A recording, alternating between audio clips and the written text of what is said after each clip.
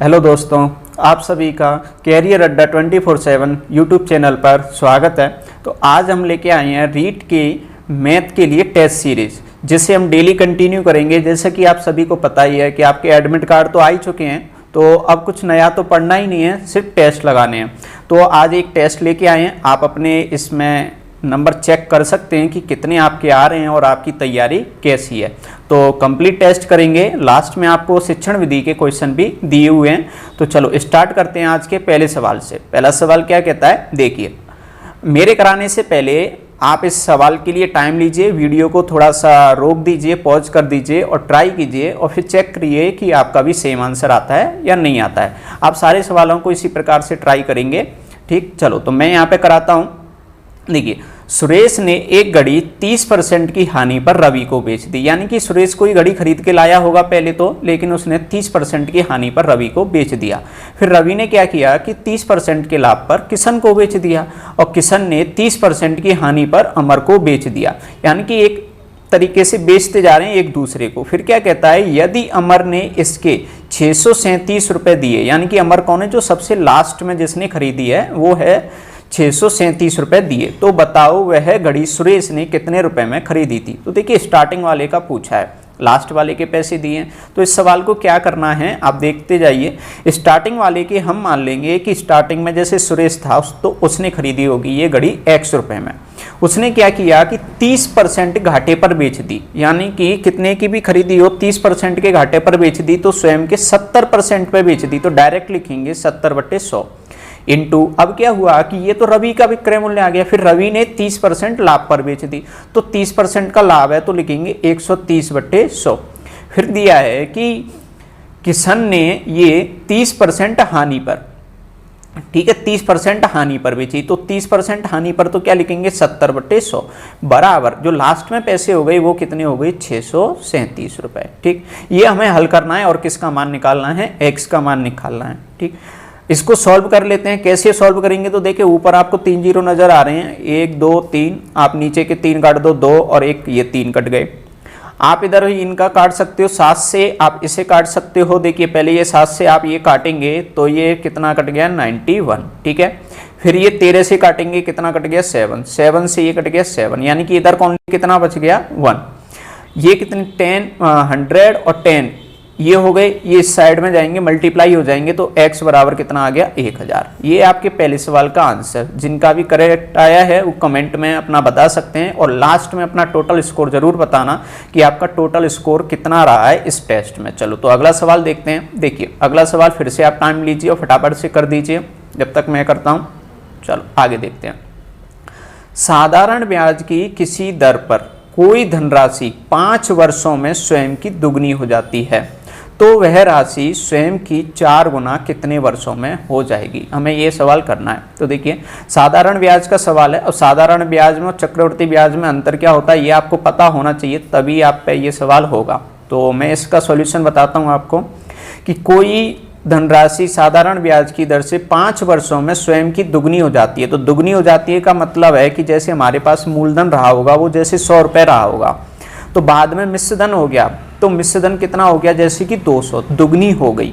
ठीक है, तो ये दुगनी हो गई, तो इसमें एक्चुअल में ब्याज कितनी मिली है हमें क्या करना है, ब्याज देखना होता है साधारण में। तो ब्याज यहाँ पर कितने रुपए मिली है 100 रुपये, जो कितने वर्षों में मिली है 5 वर्षों में। यानी कि 5 वर्ष में आपको जो ब्याज मिलती है वो 5 रुपये, वो 100 रुपये मिलती है। ठीक है, अब सवाल क्या कहता है, वह राशि स्वयं की 4 गुनी हो जानी चाहिए। तो देखिए मूलधन हमारा 100 था तो वो 400 हो जाना चाहिए, तभी तो बोलेंगे कि 4 गुना। तो यहाँ बताइए कि आपको ब्याज कितनी चाहिए। तो आपको पता लग रहा है कि मेरे पास 100 रुपये थे और 400 हो गए, तो मुझे ब्याज की जरूरत है वो है 300 रुपये की। अब 300 रुपये अब कैसे निकालोगे, तो देखिए 5 वर्ष में जो ब्याज मिलती है वो 100 रुपये मिलती है, तो 300 रुपये ब्याज चाहिए। तो हमें कितने वर्ष चाहिए 15 वर्ष, यानी कि 3 गुना चाहिए पहले से। तो इस सवाल का जो आंसर आ जाएगा वो आ जाएगा 15 वर्ष। ठीक है, जिनका भी करेक्ट है कमेंट बॉक्स में आप बता देंगे कि सर हमारा करेक्ट है। ठीक है, चलो अगला सवाल देखिए। अगला सवाल क्या कहता है, अगला सवाल फिर से आप थोड़ा सा टाइम लीजिए और फटाफट से जल्दी से कर दीजिए, फिर मैं बताता हूं। यदि किसी वृत्त की परिधि में 30% वृद्धि कर दी जाए तो उसके क्षेत्रफल में कितने % की वृद्धि होगी। तो देखिए क्षेत्रफल का जो फॉर्मूला होता है वो होता है पाई आर स्क्वायर, यानी कि उसकी जो पाई होता है वो तो फिक्स होता है, उससे तो कोई मतलब नहीं है, लेकिन आर में आर स्क्वायर यानी कि आर में डबल 2 बार वृद्धि आपको करनी है। अब आर में वृद्धि आपको दी होगी तभी तो आप आर में 2 बार वृद्धि करोगे। तो देखिए परिधि में दी है, परिधि का फॉर्मूला क्या होता है 2 पाई आर, इसमें कितने % की वृद्धि बोली है उसने 30%। तो देखो 2 पाई तो फिक्स होता है, इसका मतलब है कि वृद्धि किसमें है आर में। यानी कि सवाल ये बन गया कि किसी वृत्त की त्रिज्या में 30% की वृद्धि करते हैं तो उसके क्षेत्रफल में कितने की वृद्धि हो जाएगी। तो ध्यान रखना कभी भी क्षेत्रफल में वृद्धि का सवाल आ जाए तो आपको टोटल 2 बार वृद्धि करनी है। तो 2 बार वृद्धि कर देते हैं। तो देखिए स्टार्टिंग में हमने 100 माना, एक बार 30 की वृद्धि तो 130/100, फिर से करेंगे तो 130/100, बस इसको हल कर लेंगे तो ये कितना आ गया 169। तो देखिए 100 से 169 हो गई तो टोटल कितने की वृद्धि हो गई 69% की। ये आपका सवाल हो गया, खत्म हो गया, बस यही है आपका आंसर। ठीक है, चलो जिनका भी करेक्ट आया है वो मुझे बता देंगे कमेंट बॉक्स में। अगला सवाल देखते हैं। अगला सवाल में आपको सिर्फ x का मान बताना है, तो चलो आप ट्राई कीजिए फिर मैं बताता हूँ। तो देखिए x का मान बताने के लिए सबसे पहले हमें मान बताना पड़ेगा इस o का। अब इस o का मान कैसे निकालेंगे, तो सबसे पहले आप इस त्रिभुज पे ध्यान देंगे। तो इस त्रिभुज का तीनों कोणों का बात करें तो तीनों कोणों का योग कितना आता है 180। अब 180 आता है तो ये तो कितना हो गया 20 हो गया। अब ये वाला हमें पता लगाना है, तो ये वाला कैसे पता लगेगा, तो देखिए ये वाली भुजा और ये वाली भुजा दोनों कैसी हैं बराबर। क्यों, क्योंकि ये वृत्त की दोनों क्या है त्रिज्या। अब त्रिज्या है तो बराबर है, अगर बराबर हैं तो ये जो त्रिभुज बन गया वो कैसा बन गया समद्विभाजक त्रिभुज बन गया। अब ये बन गया तो इसकी दोनों कोण कैसे होंगे समान, तो ये भी 20 का है तो ये भी कितने का हो गया 20 का। अब ये टोटल कितना होता है 180। तो यहाँ पर ये बात करें कोण नंबर O इस वाले की, यहाँ पर अंदर वाले की, तो ये कितने का आ गया, ये आ गया 140 का। ठीक है, 140 का ये कोण आ गया। अब आपको कौन सा बताना है, इसके जस्ट सामने का ये x वाला। तो देखिए इसको कैसे बताते हैं, इसको क्या करना है आपको कि 360 माइनस ये O वाला अपॉन में 2, ये आपको करना है, आपके x का मान आ जाएगा। आप ध्यान रखना कि ये चक्रीय चतुर्भुज नहीं है, चक्रीय चतुर्भुज ये नहीं है, ये ध्यान रखना। तो 360 में से आप इसको माइनस करेंगे तो ये तो आ गया 220 और डिवाइड बाई 2 तो 110, यानी कि 110 डिग्री आपका सवाल का क्या हो गया आंसर हो गया। ठीक है, चलो जिनका भी करेक्ट है वो कमेंट बॉक्स में बता देंगे। अगला सवाल देखते हैं। अगले सवाल में आप देख लीजिए, पढ़ लीजिए, थोड़ी सी लैंग्वेज में दिया है, ये सीधे सीधे से आपको पूछा है कोई कोण, लेकिन कौन सा कोण ये आपको भाषा पढ़नी पड़ेगी तब पता लगेगी। तो पढ़ते हैं, यदि ए बी सी डी के समांतर है, यानी कि ये ए बी और ये सी डी लाइन दे रखी है, ये समांतर है, रेखा ई एफ इन्हें एम और एम पर काटती है। ये ई और एफ रेखा है जो इसे एम पर काट रही है और कहाँ पर काट रही है एन पर। आगे पढ़ते हैं, बी एम एन, अब ये कौन सा कोण है, B ये रहा, M ये रहा और N ये रहा ये, और कोण MND, MND ये वाला कोण की अर्धक Q पर मिलते हैं। अब देखिए इस वाले कोण का अर्धक ये गया और ये जो पहले कोण पड़ा था उसका अर्धक ये गया, यानी कि ये अर्धक हैं।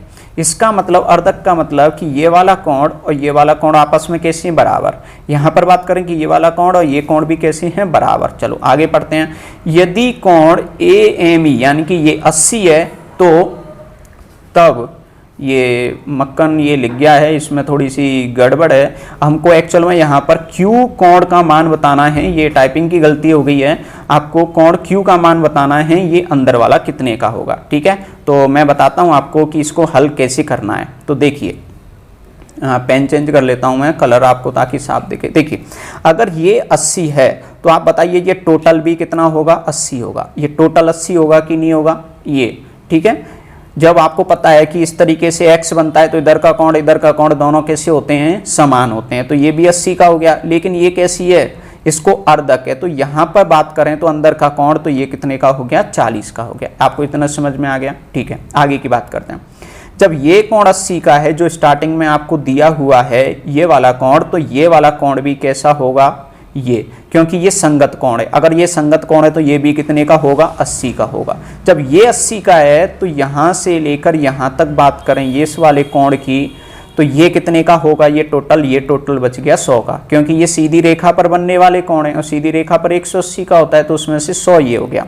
अगर ये 100 है तो अब बात करते हैं इसके अंदर वाले की। हमें तो सिर्फ इतना वाला कोण लेना है, इतना वाला, सिर्फ इतना, सिर्फ ये कोण, तो ये कितने का हो गया 50 का। ठीक है, अब देखिए 40 का ये हो गया, 50 का ये हो गया, कितना हो गया, ये 90 हो गई इस त्रिभुज के अंदर एम क्यू एन। तो ये क्यू कितने का बच गया यहाँ पर 90 डिग्री। तो इस सवाल का आंसर कितना हो गया 90 डिग्री। तो इस सवाल का आंसर आ जाएगा आपका 90 डिग्री। ठीक है, चलो तो अगले सवाल पे बढ़ते हैं आगे। देखिए अगला सवाल आपको करना है कि 40 पेन को बेचने पर 10 पेनों के विक्रय मूल्य के बराबर हानि होती है, तो उसका हानि % बताइए। तो देखिए इसमें इंपॉर्टेंट होता है कि जो हानि हो रही है वो 10 पेनों के विक्रय मूल्य के बराबर हो रही है। तो ऐसे सवाल में हम एक पेन का विक्रय मूल्य मानेंगे, एक पेन का विक्रय मूल्य। ठीक है, अगर क्रय मूल्य के बराबर हानि कहता तो क्रय मूल्य मानते, एक पेन का विक्रय मूल्य हो गया 1 रुपए। तो इस प्रकार 10 पेनों के विक्रय मूल्य के बराबर हो रही है, तो हानि कैसे, 10 पेन का विक्रय मूल्य, 10 पेन का विक्रय मूल्य जो कितना हो गया 10 रुपए। ठीक है, ये क्या है हमारी हानि है। अब उसने बेचे कितने 40 पेन बेचने पर, तो 40 पेन बेचे तो 40 पेन का विक्रय मूल्य, 40 पेन का विक्रय मूल्य वो कितना रुपए हो गया 40 रुपए। ठीक है, लेकिन हमें हानि % बताना है, तो हानि % का जो फॉर्मूला होता है वो होता है हानि बट्टे क्रय मूल्य इंटू 100। तो देखिए हानि तो हमें 10 है लेकिन क्रय मूल्य नहीं है, ये विक्रय मूल्य है, तो डायरेक्ट इसको 40 को नहीं लिखना है, हमें क्रय मूल्य निकालना पड़ेगा। तो देखिए क्रय मूल्य कैसे निकालेंगे कि कोई वस्तु हमने टोटल कितने की बेची है 40 रुपए में बेची है, तो हमको 10 रुपए का क्या बढ़ रहा है हानि हो रही है, यानी कि घाटा हो रहा है। तो हमने ज्यादा की खरीदी होगी, यानी कि क्रय मूल्य कितना रहा होगा, फिर 50 रुपए रहा होगा, तभी तो 10 का घाटा, यानी कि क्रय मूल्य हो गया 50 रुपए इंटू कितना कर देंगे 100। ठीक है, 50 से ये कितनी बार कट गया 2, तो कितना आ गया 20%। तो इस सवाल का जो आंसर है 20% यानी कि हानि हो गई। ठीक, जिनका भी करेक्ट है कमेंट बॉक्स में बता देंगे। अगला सवाल देखते हैं क्या कहता है। देखिए आप ट्राई करेंगे, वीडियो को रोक दिया करें और जल्दी से खुद ट्राई किया करें। ठीक है, चलो देखते हैं, इससे सरल सवाल तो कोई हो ही नहीं सकता। देखिए क्या कहता है, 4 कुर्सी और 7 मेजों की कीमत इतने रुपए है 7,940 रुपए, तो 8 कुर्सी और 14 मेजों की कीमत क्या होगी। तो देखिए इसमें जो कुर्सी थी पहले 4 थी वो कितनी हो गई 8, यानी कि डबल हो गई। मेज पहले 7 थी तो मेज कितनी हो गई 14 हो गई, वो भी डबल हो गई। तो इसका मतलब जो पैसे लगेंगे वो भी इसके क्या लगेंगे डबल लगेंगे सिर्फ। ठीक है, इसमें निकालने की जरूरत नहीं है कि एक कुर्सी का मूल्य 7 का मूल्य, ऐसे कुछ नहीं करना है, बस पैसे डबल हो जाएंगे क्योंकि कुर्सियां भी डबल हो गई और मेज भी डबल हो गई। ठीक, तो बस आप सीधा से इनका क्या कर देंगे गुणा कर देंगे और आपका आंसर आ जाएगा। करेंगे 12 2 अंसल 1 4 8 और 1 कितने हो गए 9, 18 की 8 अंसल कितनी 1 और ये कितने हो गए 15, 15,892, यानी कि ऑप्शन नंबर ए। देखिए कितना सरल सवाल है। ठीक है, इसको भले ही मत बताना कमेंट में कि किसका सही था, है ना। अगला सवाल देखते हैं, इसको जरूर बता देना लेकिन करके। चलो ट्राई करते हैं। देखिए वर्तमान जन्म दर प्रति 1032 है, यानी कि 1000 लोगों पर 32 बच्चे पैदा हो रहे हैं। वर्तमान जन्म दर प्रति 1000 में 32 है, 1000 लोगों में से कितने पैदा हो रहे हैं, हर प्रत्येक 1000 पर 32, जबकि मृत्यु दर 1000 में 11 है, यानी कि 1000 में से कितने की मृत्यु हो जाती है 11। तो जनसंख्या में प्रतिशत वृद्धि ज्ञात करो। तो पहले तो वृद्धि देख लेते हैं कितने हो रहे हैं। तो देखिए जन्म तो हो रहा है 32 लोगों का, लेकिन मृत्यु कितने की हो जाती है 11 की हो जाती है प्रति 1000 में। तो एक्चुअल में 1000 में बढ़ कितने रहे हैं, तो बढ़ कितने रहे हैं 32 का जन्म हो रहा है, 11 की मृत्यु हो जाती है, यानी कि 32 में से 11 कम कर दो, ये मर जाते हैं बेचारे। तो ये कितने हो गए 21। तो 21 की क्या हो रही है वृद्धि हो रही है, लेकिन ये कितने पर हो रही है 1000 पर। अब हमें तो परसेंट बताना है। अब परसेंट कितने पर बताया जाता है, वो बताया जाता है 100 पर। तो कैसे बताएंगे, 21 की वृद्धि है वो कितने पर है 1000 पर, हमें किस पे देखनी है 100 पर। तो ये बस हल कर दीजिए, कितना आ गया 2.1% की क्या आ गई यहाँ पर वृद्धि आ गई। ये आपके सवाल का क्या है आंसर। डायरेक्ट यहाँ भी बता सकते हो कि 1000 में कितने लोगों की वृद्धि हो रही है 21 की, तो 100 में कितने की होगी, सीधा सा यहाँ से पॉइंट हटेगा, यहाँ से पॉइंट हटाइए 1 लगा दीजिए, तो कितने हो गए 2.1। ठीक है, चलो आगे देखते हैं, ऑप्शन नंबर कौन सा हो गया, डी हो गया। चलो अगला सवाल देखिए। हाँ अगला सवाल इसको ट्राई करेंगे, ये थोड़ा सा कैलकुलेशन करने वाला सवाल आ गया लेकिन सरल ही है, तो जल्दी से आप ट्राई कीजिए, वीडियो को रोक दीजिए और मुझे बताइए। चलो मैं बताता हूँ क्या कहता है। नीचे दी गई आकृति में ABCD एक वर्ग है, ठीक है, ये एक वर्ग दिया है, ये जो अंदर आपको ये दिख रहा है ये क्या है, एक वर्ग है, ठीक है, जो 7 सेमी त्रिज्या के एक वृत्त के अंदर बना हुआ है। ये 7 सेमी त्रिज्या का क्या है, ये पूरा एक वृत्त है। तो छायांकित भाग का क्षेत्रफल ज्ञात करो, यानी कि ये वाले भाग का क्या निकालो, क्षेत्रफल। तो कैसे निकालेंगे, तो देखिए सीधी सी बात है, तो पहले तो सबसे पहले इस वृत्त का क्षेत्रफल निकाल लीजिए। वृत्त के क्षेत्रफल में से ये अंदर का ये वर्ग वाला क्षेत्रफल अगर मैं माइनस कर दूं तो अपने आप ही किसका क्षेत्रफल बच जाएगा, ये जो छायांकित भाग है उसका क्षेत्रफल बच जाएगा, ठीक है। तो कैसे निकालेंगे, इसमें हम करेंगे वृत्त का क्षेत्रफल माइनस वर्ग का क्षेत्रफल, ठीक है, ये हमें कैलकुलेशन हल करनी है। वृत्त का जो क्षेत्रफल होता है वो क्या होता है, पाई आर स्क्वायर, माइनस वर्ग का क्षेत्रफल क्या होता है, भुजा स्क्वायर। पाई का मान रखेंगे 22/7, यहाँ पर त्रिज्या कितनी दे रखी है, यहाँ पे 7, तो 7 × 7 ये कर लेंगे माइनस, ठीक है, ये माइनस मैंने लगा दी यहाँ पे। फिर भुजा स्क्वायर, भुजा कितनी है, अब भुजा तो मुझे दे नहीं रखी है। अब देखिए यहाँ पर मुझे भुजा निकालनी पड़ेगी, तो भुजा कैसे निकालते हैं उसको ध्यान से समझिए। मैं यहाँ से लेकर ये लाइन जो खींच देता हूँ, तो ये सीधा सा या तो ये वाली लाइन खींच लीजिए AB, या ये वाली लाइन खींच लीजिए। ये जो बनेगा ये बनेगा इस वृत्त का केंद्र, ये हमेशा वृत्त के केंद्र पर काटेगी। अगर ये केंद्र है तो इस लाइन की मैं अगर बात करूं, ये वाला, ये तो ये इस वृत्त का क्या है, व्यास। अब त्रिज्या कितने की है, 7 की है, तो इसका जो व्यास की मैं बात करूं तो व्यास कितने का हो जाएगा, यहाँ पर 14 का व्यास हो जाएगा। और जो वृत्त का व्यास है, वृत्त का क्या है ये व्यास, वो वर्ग का क्या है, विकर्ण, वर्ग का क्या है, विकर्ण, ठीक है, वर्ग का क्या है, विकर्ण। अगर ये वर्ग का विकर्ण है तो यहां से हम निकाल सकते हैं, ये व्यास की जगह तो 14, वर्ग का विकर्ण का फॉर्मूला होता है a√2, तो यहां से a का मान आ जाएगा 14/√2, ठीक है। ये मेरी भुजा निकल गई। समझ में आया होगा कि भुजा कैसे निकालनी थी। अब मुझे क्षेत्रफल निकालना है, भुजा स्क्वायर, तो भुजा स्क्वायर की जगह यानी कि 14 का स्क्वायर, तो 14 × 14 अपॉन में √2 का स्क्वायर मैं सीधा सा 2 लिख दूंगा, ठीक है। बस इसको कैलकुलेशन करता हूं, ये तो मेरा कट गया, 22 × 7 करेंगे तो 154 इधर आ गया। ये तो किसका क्षेत्रफल आ गया, वृत्त का क्षेत्रफल। आप चाहो तो अलग अलग भी निकाल सकते हो, माइनस मुझे ये भी हल करना है तो 2 से ये मैं ये काट दूंगा 7, तो इनको मैं हल करूंगा तो 14 × 7 कितने हो गए, यहाँ पे 98। बस इसको आप माइनस कर देंगे, आपका आंसर आ जाएगा कितना आ गया, 56, ठीक है। आप चाहो तो वृत्त का क्षेत्रफल यानी कि ये वाला पार्ट आप अलग हल कर सकते हो और ये वर्ग का क्षेत्रफल आप अलग हल कर सकते हो, ठीक है। लेकिन वर्ग का क्षेत्रफल निकालने के लिए आपको किस चीज की जरूरत पड़ रही है, यहाँ पर इसकी भुजा की। भुजा कैसे निकालनी है वो आपको समझ में आया। पहले मैंने व्यास देखा, जो व्यास है वो वर्ग के किसके बराबर बैठ रहा है, यहाँ पर विकर्ण के बराबर बैठ रहा है, तो मैंने व्यास लिख दिया यहाँ पर 14 और विकर्ण का जो फॉर्मूला होता है a√2, तो यहाँ से मेरा a निकल के आ गया यानी कि भुजा, ठीक है। ये थोड़ा सा कैलकुलेटेड सवाल था, अच्छा सवाल है, आने के ज़्यादा चांसेस हैं, तो आप ध्यान से इसको दोबारा समझ लेना। अगर आपको समझ में नहीं आया वापस देख लेना वीडियो, ठीक है। वैसे 2 बार मैंने एक्सप्लेन कर दिया है, ओके। चलो अगले सवाल की तरफ बढ़ते हैं आगे। अगला सवाल देखिए,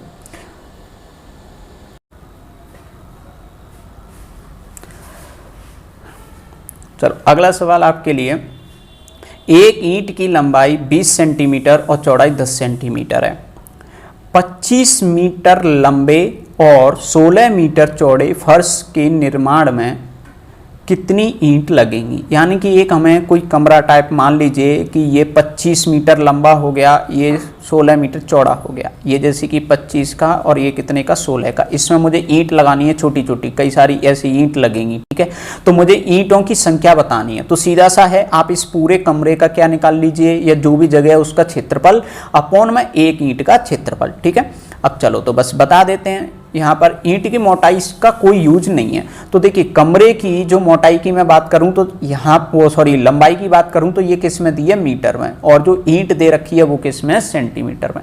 इंपॉर्टेंट चीज ये है कि दोनों का जो यूनिट है वो सेम होनी चाहिए। तो देखिए मैं इसको सेंटीमीटर में बदल लेता हूं, तो 1 मीटर में कितने सेंटीमीटर होते हैं, 100, तो ये कितने हो जाएंगे सीधे से 2500, इस तरीके से, ठीक है।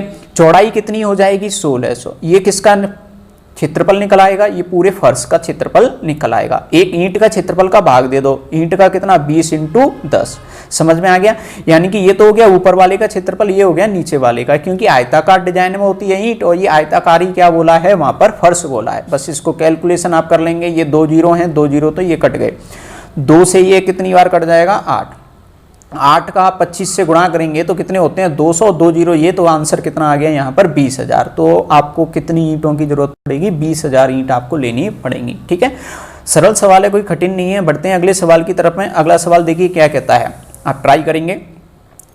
किसी आयताकार खेत के चारों ओर बाड़ लगाने का खर्च 7.5 रुपए प्रति मीटर की दर से 600 रुपए है। बाड़ लगानी है, बाड़ किस में लगती है, लंबाई के अकॉर्डिंग लगती है किसी आयताकार खेत। तो देखो ये जैसे मेरा आयताकार एक खेत है, तो इसके चारों तरफ ऐसे ऐसे ऐसे ऐसे बाड़ लगानी है। तो बाड़ इसकी किस पे लग रही है, पर्दी पर। तो मैं इसकी क्या निकाल सकता हूं, ये जो दिया है इससे पर्दी निकल सकती है। आगे देखो, यदि इसकी लंबाई 24 है तो इसकी चौड़ाई ज्ञात करो। लंबाई आपको दे रखी है, ये कितनी है 24, चौड़ाई मुझे निकालनी है, वो कितनी है, कैसे निकालेंगे। तो देखो पहले ये जो बाड़ लगाई हुई है वो किस पे लगाई है, पर्दी पर। तो मैं सवाल की पर्दी निकाल लेता हूं। तो देखो आयताकार खेत, बाड़ लगाने का खर्च 7.5 रुपए प्रति मीटर की दर से 600 रुपए है, यानी कि 1 मीटर के 7.5 रुपए लगते हैं। इस हिसाब से टोटल रुपए कितने लग गए हैं, उसके 600 रुपए लग गए हैं।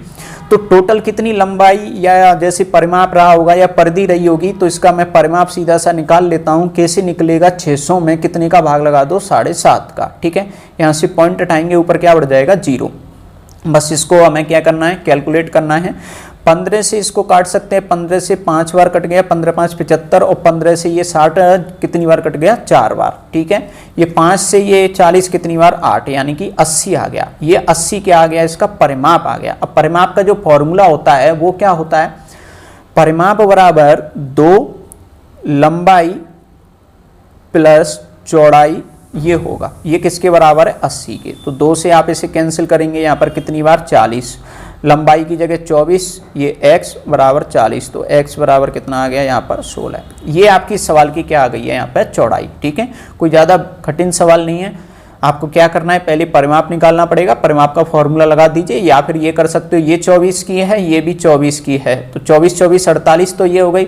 अब ये और ये कितने की होनी चाहिए कि टोटल 80 आ जाए। आप इस तरीके से भी कर सकते हो। तो ये टोटल दोनों 32 की होंगी। ठीक है, और एक x कितने की हो जाएगी, 16 की हो जाएगी। चलो आगे बढ़ते हैं, कैलकुलेशन के हिसाब से करें तो उतना ही ज़्यादा अच्छा है।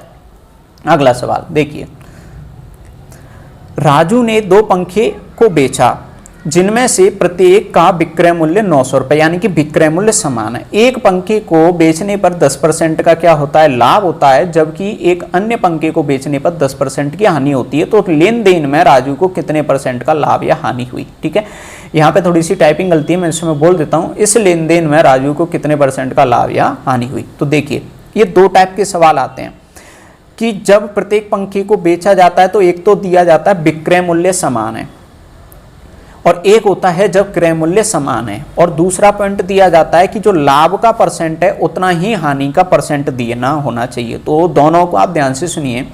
अगर उसने क्रय मूल्य कभी भी समान बोला है, क्रय मूल्य कैसा बोला है, समान बोला है, तो ध्यान रखना ऐसे सवाल में ना तो लाभ होता है और ना ही हानि होती है, ना लाभ ना ही हानि। ठीक है, लेकिन इस सवाल में क्या बोला है, विक्रय मूल्य समान बोला है। तो पॉइंट नोट कर लीजिए कि जब भी विक्रय मूल्य समान हो, विक्रय मूल्य समान हो, तो ऐसे सवाल में हमेशा हानि होती है। और हानि % का डायरेक्ट फॉर्मूला याद कर लीजिए, x²/100। और यहाँ पर x का मतलब है जितने % का लाभ उतने % की हानि वाली संख्या, यानी कि कितने % का लाभ बोला है 10, तो x का मान हो गया 10, यानी कि 10 का स्क्वायर/100। इसको हल करेंगे कितना आ गया 1। तो यानी कि आपको जो हानि होगी वो कितने % की होगी, 1% की हानि। Option number A. इस प्रकार से आपको सवाल करना है। ठीक है, चलो अगला सवाल देखते हैं। अगले सवाल में क्या कहता है, अगला सवाल पढ़ेंगे। एक कमरे की लंबाई उसकी चौड़ाई से 1.5 गुना है। ठीक है, यदि उसकी ऊंचाई 3.3 मीटर तथा आयतन ये दिया हुआ है 123.75 घन मीटर है, तो कमरे की लंबाई ज्ञात करो। तो देखिए जो आयतन का फॉर्मूला होता है वो होता है लंबाई इंटू चौड़ाई इंटू ऊंचाई। ठीक है, ये होता है किसका फॉर्मूला होता है, आयतन का। आगे देख लेते हैं इसमें क्या करना है हमें। देखिए तो आयतन की जगह तो दिया है 123.75, ठीक है। अब इसमें ऊंचाई भी दे रखी है कमरे की 3.3, इतना समझ में आ गया। अब बात करते हैं चौड़ाई की और लंबाई की, जो दे नहीं रखी है।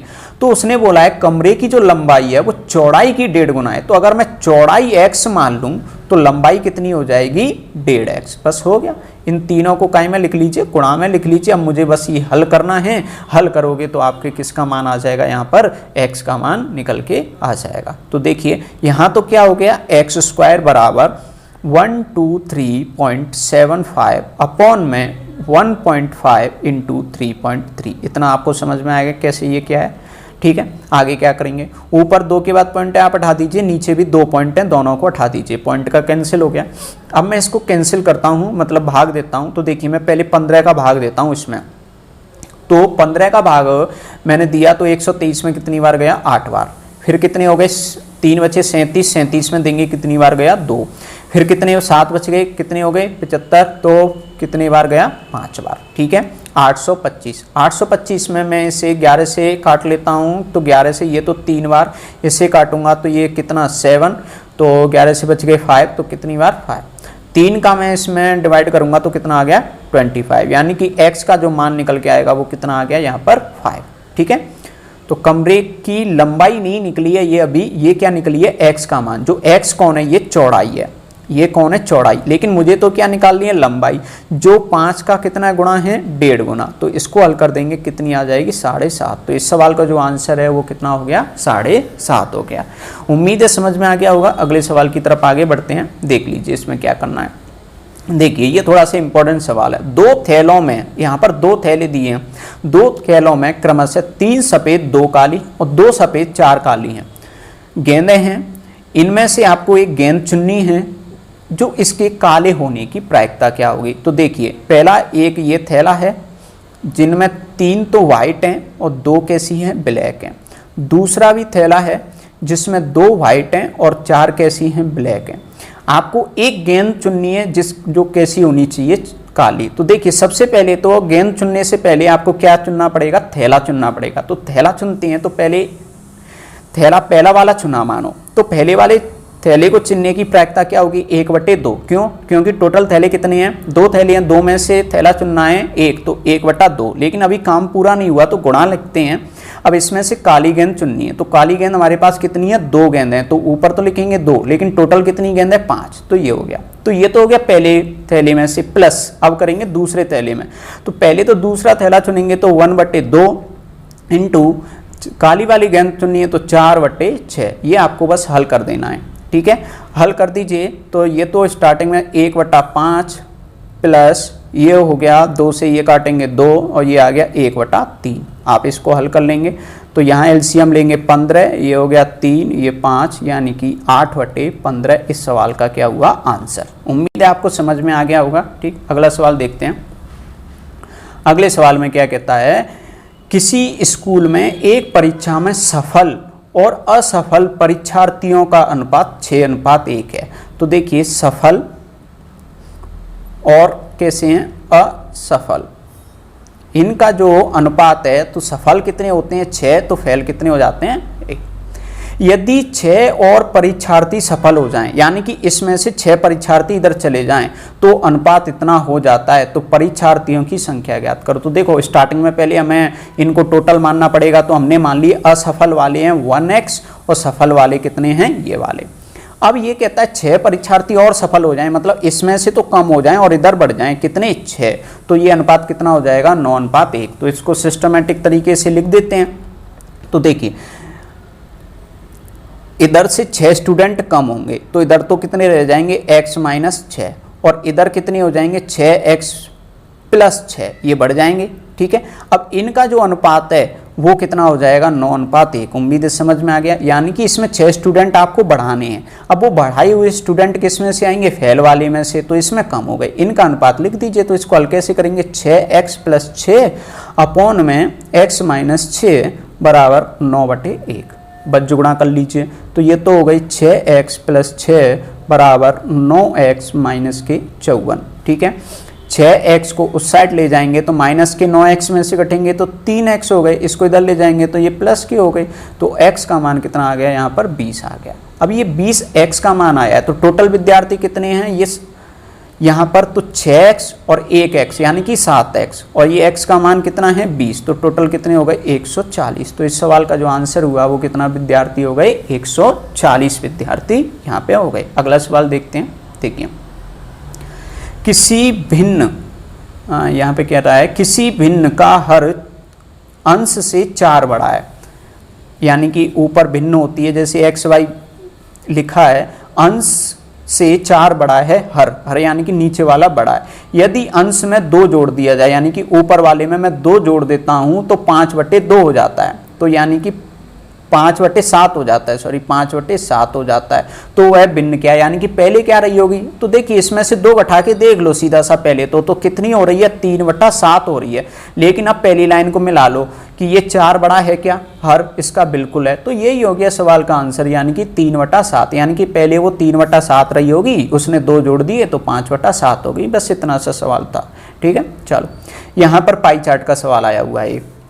देखिए इसको क्या करना है, दिया गया पाई चार्ट एक परिवार के खर्च को दर्शाता है। यदि कुल खर्च इतने रुपए 46,000 है तो भोजन की मद में किया गया खर्च ज्ञात करो। तो देखिए कैसे निकालना है, 46,000 है वो किसके बराबर है, टोटल 100% के बराबर, ऐसे निकालते हैं। यानी कि आप तो ये देखो जो सवाल में पैसे दिए हैं वो किसके बराबर है 100% के बराबर, यानी कि टोटल इनटू जो निकालना हो उसका गुणा कर दो। भोजन की मद पे तो यहाँ पे भोजन वाला कौन सा है 23%, तो यहाँ पर आप गुणा कर दोगे 23 का। बस इतना सा करना है, 2 0 से 2 0 आप ये कैंसिल हो गए।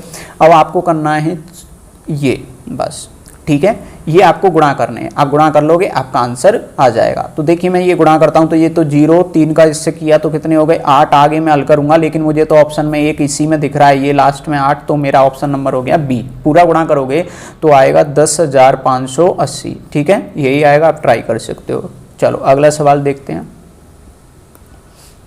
देखिए अगला सवाल यहाँ पर हमें बार हल करने के लिए आया हुआ है। बार हल हमें करना है। बार कैसे हल करते हैं, तो देखिए यहाँ पर एक के बाद एक के ऊपर है, यहाँ 2 के ऊपर है, यहाँ 1 के ऊपर है। तो देखिए पहले वाले में बार हल करेंगे तो 5 क्या लिख देंगे इसको 9, यानी कि पॉइंट के इस साइड वाली किसी संख्या पर बार होता है तो उसको बार उठाइए और नीचे क्या लिख दीजिए 9 लिख दीजिए। और इधर कुछ कोई संख्या होती है तो उसे प्लस में लिखते हैं। अब 0 को प्लस में लिखने का कोई मतलब नहीं है तो मैंने ये 0 को डायरेक्ट हटा दिया।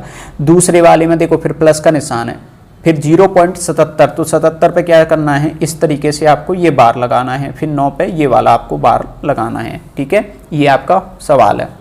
अब इसे आगे हल कैसे करना है वो आप देख लीजिए। आगे हल क्या करेंगे हम, आप चाहो तो इनको डायरेक्ट सीधा सीधा सा आप जोड़ सकते हो क्योंकि इनमें एलसीएम की आपको ज़रूरत ही नहीं है। एलसीएम की आपको ज़रूरत नहीं है तो आप सीधा सीधा सा इनको जोड़ दीजिए। तो कितने हो गए ये 14/9 प्लस 77/99। आप इनका एलसीएम लेंगे कितना आ जाएगा 99। इसमें गुणा करेंगे तो इंटू कितना 14 इंटू कितना करना पड़ेगा 11, तो ये कितने हो गए 4 5 1।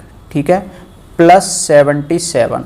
इनको आप ऐड कर लीजिए, 7 और 1 कितने हो गए, ये 7 और 4 11 की 1, हासिल कितनी होगी 1, तो 8 और 5 13 की 3, हासिल कितनी 1, तो ये हो गई यहाँ पे बट्टे में कितना 99। अब अगर कोई ये सोच रहा है कि ये 231/99 हो गया तो ऑप्शन नंबर ये हो गया, तो वो गलत सोच रहा है। यहाँ पर हमें ये थोड़ा सा हल करना पड़ेगा। हमें क्या है, ये इस तरीके से नहीं कि 99 दिया तो यहाँ पॉइंट लगाओ 2 के बाद ये हो गया, ये गलत है। ये इस तरीके से नहीं करना है, हमें 99 का इसमें भाग देना है। तो देखिए 99 का हम भाग देंगे 231 में, तो पहले कितनी बार गया 2 बार गया तो कितने तक गया 198। ठीक है, फिर कितना आ जाएगा 33।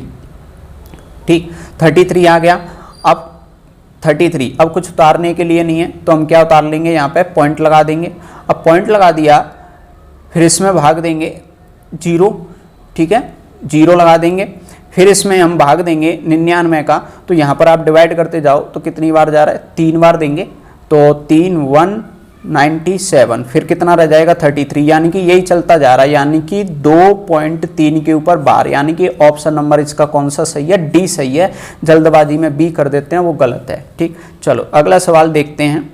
सवाल अगला देख लीजिए, ये सीधा डायरेक्ट सवाल है, ध्यान रखना a की घात x बराबर b, b का c, फिर c से z, क्रम होना चाहिए देखो a फिर b, b से c, फिर c से a, और ऊपर घात x y z। तो x y z का मान पूछे ना इस तरीके से तो डायरेक्ट बता देना, हमेशा कितना होता है, 1 होता है। ठीक है, चलो अगला सवाल, ये सबसे सरल सवाल है। देखिए ये है 50, ये कितना हो जाएगा, ये कितना, इसको बस काउंट करना है। तो देखो ये तो 50 प्लस ये कितना 0.5 प्लस ये 0.05 प्लस ये 0.005, बस इसमें इस तरीके से इनको जोड़ना है।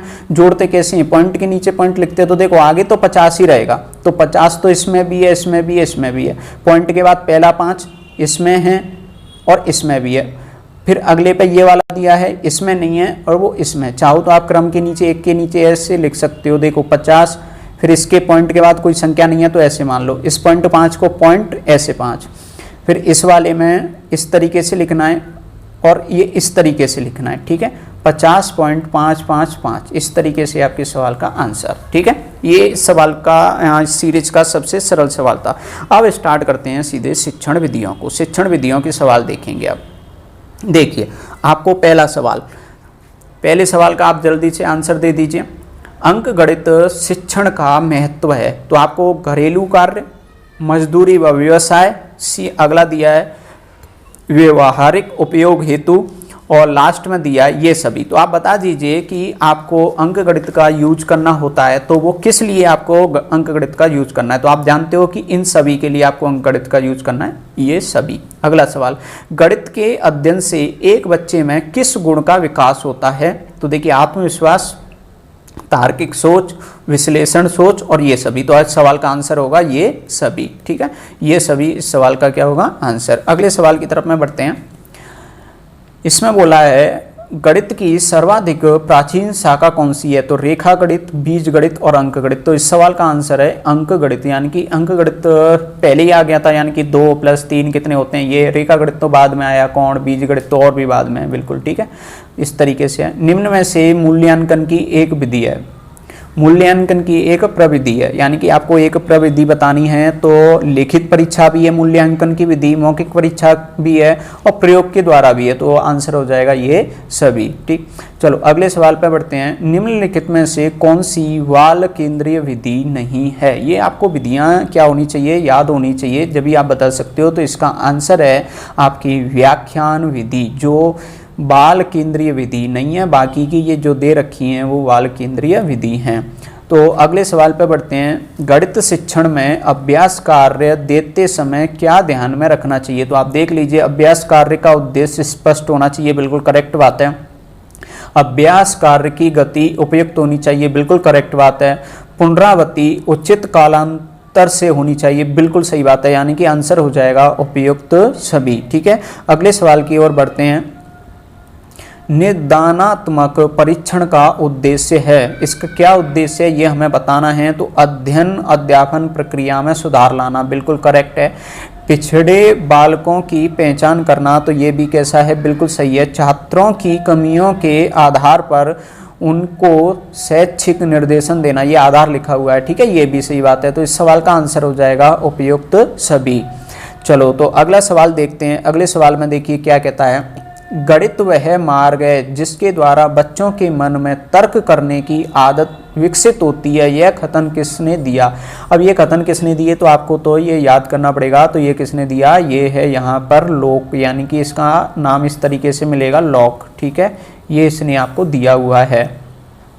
चलो अगला सवाल देखते हैं। अगला सवाल क्या कहता है। अगले सवाल में शिक्षण की वह कौन सी श्रेष्ठ विधि है, शिक्षण की वह कौन सी श्रेष्ठ विधि है जो स्थूल से सूक्ष्म की ओर, उदाहरण से सूत्र की ओर एवं विशिष्ट से सामान्य की ओर चलती है।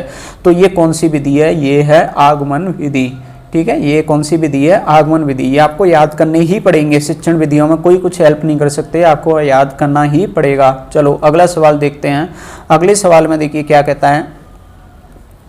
गणित सभ्यता एवं संस्कृति का दर्पण है, गणित सभ्यता एवं संस्कृति का दर्पण है, ये कथन किसने दिया। अब ये कथन दे दे के तो चले गए हैं, आपको ये रटने पड़ रहे हैं, ऐसे मन में आता है। ठीक है, तो चलो देखते हैं। तो ये कथन किसने दिया, तो ये दिया है हॉगबैन ने, ठीक है। तो ये कथन किसका है, हॉगबैन का है, ये आपको रटने पड़ेंगे। चलो, तो किसके नंबर इस टेस्ट में 25 प्लस आए हैं वो सब अपने अपने कमेंट करके बिल्कुल बताएंगे कि कितने आए हैं, और जिनके 25 प्लस कम हैं वो सबसे ज़्यादा ध्यान दें, वो अब दें शिक्षण विधियों पर, ठीक है। कोई नया टॉपिक ना पढ़ें, आपके एडमिट कार्ड आ ही चुके हैं। अब डेली इस तरीके का आपको टेस्ट एक अवेलेबल करा दिया जाएगा। अगर आपको वीडियो अच्छी लगी है तो चैनल को सब्सक्राइब कर दीजिए। धन्यवाद।